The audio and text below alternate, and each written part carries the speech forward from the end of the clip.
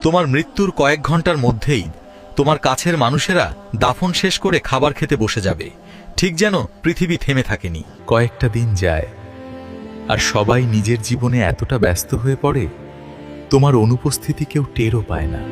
এক সপ্তাহ পরে তোমার জায়গাটা অন্য কেউ নিয়ে নেয়।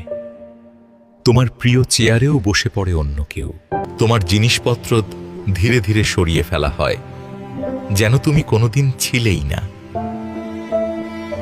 1 বছর পরে তুমি শুধু একটা গল্প হয়ে যাও, যা খুব কমই মনে পড়ে, এমনকি তোমার পরিবারেরও।